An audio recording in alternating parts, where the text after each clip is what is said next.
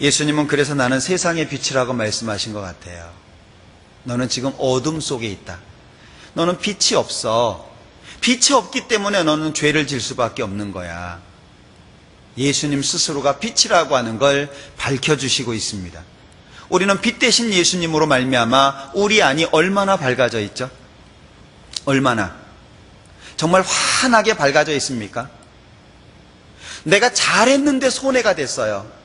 내가 잘했는데 욕을 먹었어요. 잘못한 것이 없는데 오해를 받았어요. 우리 그때 어떻게 하죠? 정말 그런 상황이 됐어요. 우리 어떻게 하죠?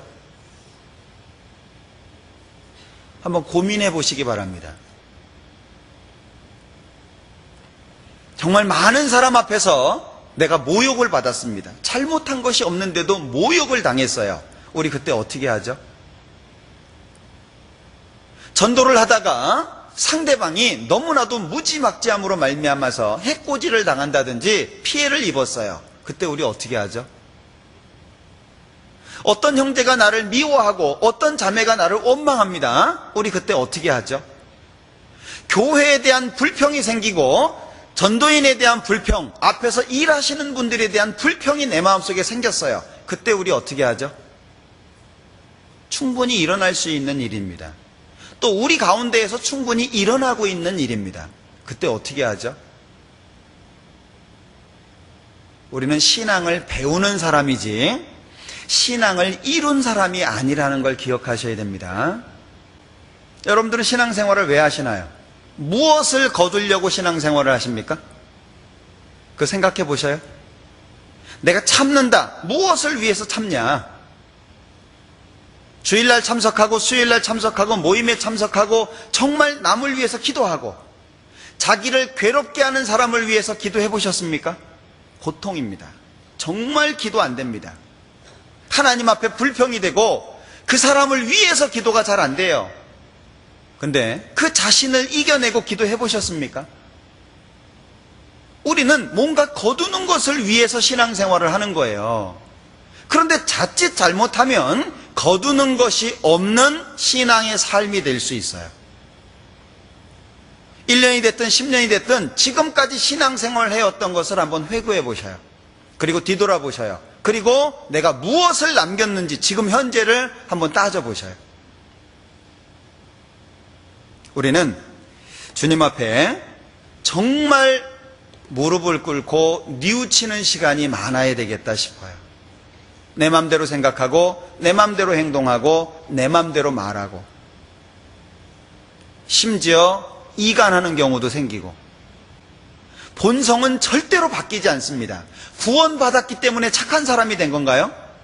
구원을 받아서 착한 사람이 된 것이 아니라는 걸 기억하셔야 돼요. 나는 여전히 나쁜 사람이에요. 본성은 바뀌어지지 않습니다. 구원받고 나서도 그러니까 세상 것이 나를 유혹할 때 힘들잖아요. 누가 나를 힘들게 하면 육신적인 기질이 나오잖아요. 때로는 욕이 나오기도 하고 때로는 분이 나오기도 하고 그러지 않습니까? 본성은 바뀌지 않습니다. 주님이 오시기 전까지는. 구원받은 지 몇 년 됐다고 해서 내가 착한 사람 됐습니까? 구원받은 지 수십 년이 지나도 착한 사람이 된 게 아니에요. 나는 여전히 죄성을 갖고 있는 사람입니다. 그렇기 때문에 은밀하게 누구를 욕할 수도 있는 거예요. 그렇기 때문에 보이지 않는 곳에서 남을 흉볼 수도 있는 겁니다. 난 여전히 나쁜 사람이에요. 그럼 어떻게 살죠? 본성을 거스려야 돼요. 그 본성을 거스르는 힘을 누구한테 받느냐? 하나님께로 받는 거예요. 예수님께로 받는 거예요. 나는 세상의 빛이니 빛 대신 예수님이 내 안에 화나면 나는 본성대로 살 수가 없어요. 참았어도 개인입니다. 무엇을 했어도 개인입니다. 남이 하고 안 하고가 왜 내 마음속에 문제가 되느냐 하는 거예요. 화장실을 청소하고 있는데 아무도 없이 혼자 청소하고 있어요. 어째서 마음에 불평이 일어나느냐 하는 거예요. 한 사람이 하든 두 사람이 하든 남이 도와주든 안 도와주든 하나님 앞에서 납니다. 예. 안 하는 사람은 안 하는 사람으로서 하나님 앞에 1대1이고 하고 있는 나는 하고 있는 사람으로서 1대1인데 내가 불평을 해버리면 노력은 노력대로 하고 책망은 책망대로 받을 수 있어요. 모임에 한 번이라도 더 나갑시다. 성경 한 장이라도 더 봅시다. 헌금 조금이라도 더 합시다. 그리고 봉사, 희생 한 번이라도 더 합시다. 기도 1분이라도 더 합시다. 왜? 주님 오시면 못하니까. 주님이 오시고 나면 헌금하고 싶어도 헌금 못하잖아요. 그런데 예수님의 발자국 소리가 우리 앞에 얼마나 선명하게 들려지고 있습니까? 그런데 아직까지도 잠에 취해가지고 그 발자국 소리를 듣지 못한다면 우리는 정말 부끄러운 중에 주님을 만날 수밖에 없어요. 네. 헌금하는 것 때문에 문제 되십니까? 주님 오시고 나면 내가 어렵게 한 헌금이 정말 감사가 될 거예요. 정말 잘했다라고 생각이 될 겁니다. 힘들어서 눈물을 흘리면서 그 봉사나 희생이 힘들어가지고 마음속에 짐이 되었었습니까? 우리가 예수님 만나면 그 시간이 기억될 거예요. 힘들었지만 정말 잘했다. 허리가 끊어지는 것 같았지만 아무도 알아주지 않았지만 정말 잘했다. 스스로 뿌듯할 거예요. 교회 한 번이라도 더 나왔습니까? 그것이 주님 앞에 기억이 될 거예요. 남을 위해서 또는 나를 미워하는 사람을 위해서 기도했었습니까? 빗자루를 한 번이라도 더 들었고 뭔가 보이지 않는 곳에서 하나님을 위한 삶을 살았습니까? 그것이 우리는 굉장히 기억에 남게 될 거예요. 정말 잘했다. 심지어는 조금 헌금 더 할 걸. 이럴 줄 알았으면 헌금 좀 더 할 걸. 그런 마음이 들 수도 있겠다 싶어요. 주님의 발자국 소리가 너무 가깝습니다. 그런데 주님의 발자국 소리는 가까운데 문제는 그 예수님의 성품, 그 예수님의 마음은 내 마음하고 너무 다르다는 거예요. 조금이라도 더 경험해야 되지 않겠습니까? 한 번이라도 그 예수님의 마음 같이 살아봐야 되지 않겠어요? 내가 죽을 때까지 평생을 그렇게 못 산다는 건 뭐 당연한 겁니다. 24시간 그렇게 못 산다는 거 당연한 거예요.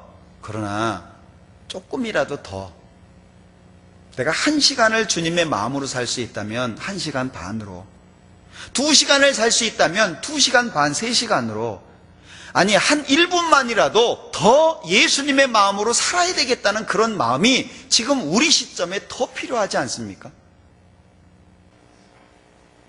우리가 육신적으로 풍요를 누림으로 말미암아서 하나님 앞에 너무 빈곤해질 수 있다라고 생각을 해요. 어느새 우리는 깨끗한 장소, 어느새 우리는 시원한 장소, 말씀 듣기 편하고 좋은 방송시설에, 좋은 의자에 마치 그것이 신앙생활인 것처럼 착각할 수 있다는 거예요.